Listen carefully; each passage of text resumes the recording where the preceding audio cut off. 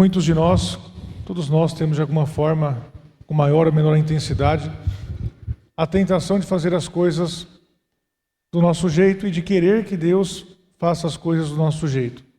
Como é impressionante isso. Eu tenho boa vontade, eu quero servir a Deus, mas eu quero que Ele faça desse jeito. Eu quero que o mundo que eu construí, a trajetória que eu construí, seja seguida por Deus. E acontece o que aconteceu com os apóstolos Tiago e João. Eles amavam Jesus, estavam na comunhão com o Senhor, aquele caminho ainda de purificação, de conhecimento, de aprofundamento, mas eles tinham já uma ideia feita de seguimento de Jesus, de reino, de Messias. Jesus seria um rei poderoso, terreno. Ele teria então um reino aqui na terra e ele precisaria de ministros, de pessoas de confiança que o servissem, que o ajudassem na sua alta função política. Então eles muito humildemente se colocaram à disposição para ficarem, uma à direita, outra à esquerda dele. E falaram de um jeito, uma oração, porque estavam falando com Jesus, de um jeito assim bem exigente. Mestre, queremos que faças o que vamos pedir. Quer dizer, não é uma coisa assim, pedindo, é impondo praticamente. Assim, eu sei o que é bom para mim, nós sabemos o que é bom para nós, então nós estamos aqui para nos colocar, para que o Senhor nos coloque, um à sua esquerda e outro à sua direita. Isso acontece, irmãos e irmãs, quando nós não entendemos o plano de Deus e quando nós achamos que o nosso jeito de fazer, de pensar, é superior ao jeito de Deus agir e realizar a sua obra. O nosso Senhor já tinha falado algumas vezes, irmãos e irmãs, tinha falado da paixão. Tinha anunciado já por 3 vezes que ele iria sofrer, que iria ser crucificado, que iria ser sepultado, que iria ressuscitar ao 3º dia. Ele tinha falado disso abertamente, mas eles estavam tão fixados na ideia que eles tinham criado de seguir Jesus, que aquela palavra de Jesus entrava por um ouvido e saía por outro ouvido. Ou quando ficava na cabeça, aconteceu de ficar, o Evangelho fala, mas eles tinham medo de perguntar, tinham medo de aprofundar naquilo. Quer dizer, tinham medo de destruir aquela imagem que eles construíram de reino.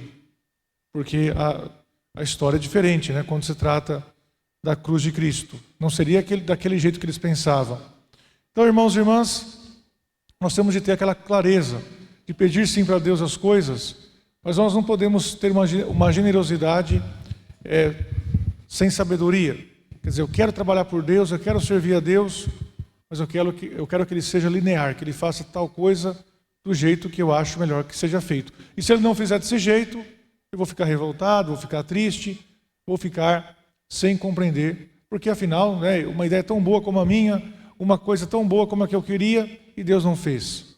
Porque justamente Ele sabe o que é melhor para nós. E o que Ele quer para nós é muito melhor, muitíssimo melhor do que aquilo que nós achamos que é melhor para nós.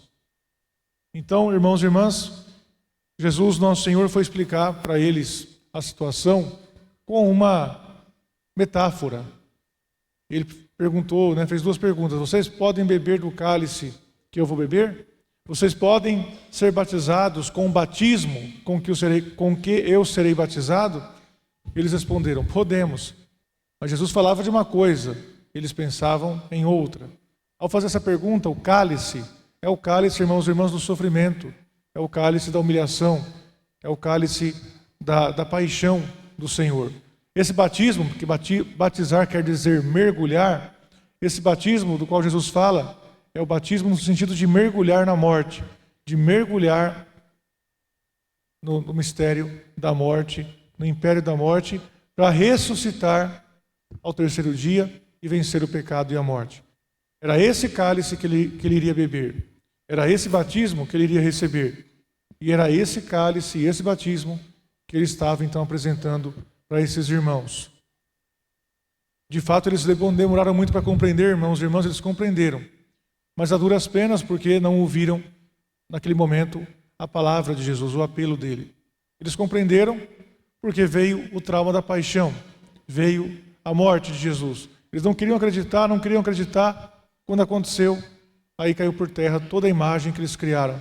A gente não tem noção, irmãos e irmãs, da tragédia que foi isso na alma dos apóstolos, porque eles amavam tanto a Jesus e eles estavam tão fixados nessa ideia que eles tinham de Jesus, de segmento de Jesus, que quando aconteceu o contrário do que eles pensavam, foi uma coisa assim, uma dor tremenda. Mas foi aquela dor que depois da ressurreição os levou a compreender. Aquela dor e o auxílio do Espírito Santo os levou a compreender que era necessário, que era melhor que as coisas acontecessem de outro jeito. Não daquele jeito imaginário que eles tinham pensado, daquele jeito do poder, mas era do jeito da cruz, da salvação, da morte, do servir. Ao invés de vir para ser servido, veio para servir e dar a sua vida em favor de muitos. Era esse caminho, era o resgate de Cristo. E eles compreenderam depois, irmãos e irmãs, na ressurreição, de modo especial, em Pentecostes. De tal forma compreenderam o que de fato era o reino de Cristo, um reino que aqui na terra passa pela cruz, pela incompreensão, pela perseguição e que leva à glória do céu. De tal forma compreenderam isso que eles mesmos saíram pelo mundo anunciando o Evangelho. São Tiago foi para a Espanha, anunciou o Evangelho. Lá ele recebeu uma aparição de Nossa Senhora, que ainda estava aqui na terra. E para pensar que a Terra Santa e a Espanha, na época, eram extremos do Império Romano. A Terra Santa estava num lado, a Espanha estava do outro lado do Império, na outra ponta do Império. E ele foi do outro lado do Império para anunciar Jesus Cristo. Sofreu, enfrentou dificuldades, mas a Mãe de Deus apareceu para ele, e ela estava aqui no mundo ainda. E o ajudou, então o consolou naquela caminhada. E o lugar onde a Mãe de Deus apareceu para São Tiago é Saragoça, o Pilar. Até hoje, então, tem o santuário lá de Nossa Senhora do Pilar, no lugar onde Nossa Senhora apareceu no Pilar para São Tiago. Ele voltou depois para a Terra Santa e foi o primeiro apóstolo a derramar o sangue por Cristo. Não foi o primeiro mártir. O primeiro mártir foi Santo Estevão, diácono. Mas o primeiro, dentre os apóstolos, os 12 apóstolos, Judas traiu, se suicidou, foi colocado no lugar São Matias, ficaram 12 apóstolos de novo. Depois veio também o apóstolo São Paulo. Então, desses, o primeiro a derramar o sangue por Cristo foi São Tiago. De fato, irmãos e irmãs, um ficou à esquerda, outro ficou à direita. Mas de um jeito totalmente diferente do que eles tinham pensado. Porque Tiago foi o primeiro apóstolo, do lado esquerdo, podemos dizer assim. O primeiro apóstolo que abriu a fila daqueles que morreram por Cristo. Foi São Tiago que abriu a fila dos apóstolos para derramar o sangue por Cristo. E São João, o irmão dele, foi o último apóstolo a morrer. Ele não morreu martirizado, morreu de causas naturais, já na velhice, mas ele passou a sua vida inteira, irmãos e irmãs, sofrendo pelo Evangelho. Ele foi preso, foi torturado, foi lançado num caldeirão com óleo fervente e saiu milagrosamente ileso. Foi para o exílio, lá no exílio recebeu as visões do Apocalipse, escreveu o Apocalipse exilado por causa do Evangelho de Cristo. E então, depois de tantas lutas, tantos sofrimentos, ele morreu e a igreja celebra os dois, São Tiago no dia 25 de julho e São João Evangelista no dia 27 de dezembro.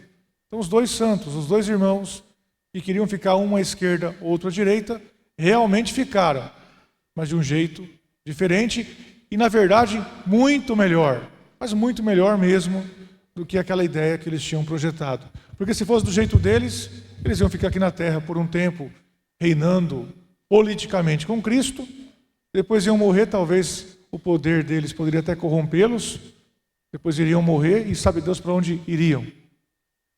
Já esse poder espiritual que eles receberam, com a cruz, com as dificuldades, com as tribulações, fez com que eles tivessem a coroa da glória eterna, a coroa do céu. Se alguém se perguntar hoje para São Tiago, para São João, se eles prefeririam ter tido aquele reino terreno, político, que eles pensavam aqui na terra, com certeza, evidentemente, que eles vão dizer que não. E aquilo que Deus fez, e aquilo que Jesus fez por eles, foi muito melhor do que aquilo que eles tinham projetado. Isso é para nós, irmãos e irmãs. Nós criamos um projeto ilusório e nós ficamos frustrados, desanimados, até mesmo revoltados com Deus, quando as coisas não acontecem da forma como nós pensávamos. Mas seria tão bom se fosse assim, por que Deus não fez? Mas o seu bom, o seu critério de bom é muito inferior ao critério de Deus. O critério de Deus para saber o que é bom é infinitamente melhor do que o seu critério, do que o meu critério. Então, o que Ele faz por nós, mesmo que venha com a cruz, com o sofrimento, com a humilhação, com a tribulação, é melhor, é mais glorioso do que aquele projeto que a gente tinha sonhado e que veio a não dar certo. Aqui nós vemos que o sofrimento tem um papel fundamental em nossa vida. Nós não precisamos desejar o sofrimento, desejar que venha o sofrimento, mas porque ele vem de qualquer forma, de uma forma ou de outra, com maior ou menor intensidade, ele vem. As frustrações, as incompreensões, as decepções da vida. O que vai fazer então com que nós nos santifiquemos é viver bem esse sofrimento que a vida nos apresenta e que Deus permite que venha para o nosso crescimento espiritual. Aquele sofrimento pelo qual passaram os apóstolos fez com que eles se santificassem e fossem grandes santos que hoje estão no céu e vão ficar no céu para sempre, glorificando a Deus. Enquanto aqueles que não aceitam o sofrimento, não querem carregar a cruz, caminham para a condenação, caminham para ficar longe de Deus para sempre, num sofrimento muito maior ainda, que é o inferno. Irmãos e irmãs, o sofrimento tem um poder redentor quando é bem acolhido. Quantas pessoas a gente percebe que pela experiência do sofrimento, a pessoa se transforma, a pessoa se reconcilia com a família, a pessoa vive melhor o cuidado. Certa vez uma pessoa me falava num velório: olha, eu odiava o meu pai. E depois que eu passei a cuidar dele, eu fui curando meu coração. Enquanto eu cuidava dele, cuidou por vários anos, passou a amar o pai. De tal forma que ele falou: hoje eu cuidava do meu pai até agora como se fosse um bebê, uma criança inocente. Como se fosse alguém que não tivesse feito mal algum para ninguém. Assim eu cuidava dele, assim eu o amava. Então eu me despeço dele com um coração tranquilo, com um coração sereno, porque eu aprendi a amá-lo. Eu deixei de lado o ódio por meio do sofrimento. Agora, se o pai dele tivesse morrido de repente, talvez ficaria o remorso de não ter amado o pai, de ter odiado o pai. Se também viesse o sofrimento e ele ficasse revoltado: mas eu já odeio esse homem e ainda eu tenho que cuidar. Quantos motivos ele teria para se revoltar? Deus não me deu um pai bom, um pai a quem eu pudesse amar. Além de tudo, agora vem me obrigar a cuidar dele. Poderia ser um motivo de revolta, de afastamento, um motivo de até mesmo de perder a fé, de abandonar tudo, mas foi o contrário. Ele acolheu aquele sofrimento, viveu, entrou por amor a Deus e saiu daquele sofrimento revigorado, agradecendo a Deus por ter dado a oportunidade de viver aquilo que ele viveu, de acompanhar o Pai conforme ele pôde acompanhar. Olha que experiência de transformação. Isso aconteceu na vida dos apóstolos, isso acontece em tantas vidas. Se não aconteceu na nossa vida, na minha vida e na sua vida, é porque nós estamos fechados, nós estamos brigando com a nossa cruz, brigando com aquilo que Deus quer permitir para a nossa vida, para um crescimento maior em nós. É verdade que nós não compreendemos por completo aqui na terra o sofrimento. O que nós sabemos é que Deus permite para um bem maior, o mal ele permite em vista de um bem maior, o sofrimento ele permite em vista de um bem maior, mas nós não entendemos esse bem maior por um tempo. Vamos entendê-lo num outro momento, que não é agora. Precisamos então ter paciência. Algumas coisas Deus revelou para nós, outras coisas Ele não revelou. Algumas coisas é conveniente que nós saibamos já aqui na terra, outras coisas não. É melhor sabermos só depois, na eternidade. Então, louvado seja Deus por aquilo que Ele nos revela, e louvado seja Deus por aquilo que Ele não nos revela aqui, porque tanto um quanto o outro são para o nosso bem, são para o nosso crescimento espiritual, são para que nós cresçamos na confiança, no amor, na entrega total do nosso coração a Ele. Que nós, então, através desse retiro, de tudo que foi vivido por aqui, nós aprendamos a fazer a vontade de Deus. Que nós rezamos no Pai Nosso: seja feita a vossa vontade. Quando os apóstolos aprenderam essa oração, lá em Mateus 5 é relatado isso, eles não tinham noção das consequências daquilo, né? O que quer dizer seja feita a vossa vontade, assim na terra como no céu.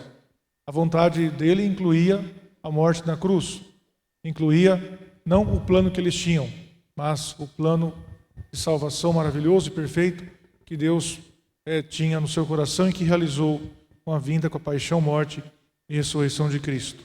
Vivamos então dessa forma, unidos com Cristo, porque se Jesus, pelo seu sofrimento, resgatou o mundo do poder de Satanás, resgatou a cada um de nós do poder do pecado e da morte, nós podemos colaborar com esse resgate, quando nós sofremos por amor a Jesus Cristo e na comunhão com Ele. Nós também somos redentores, corredentores, no sentido de que nós participamos da obra salvadora de Cristo.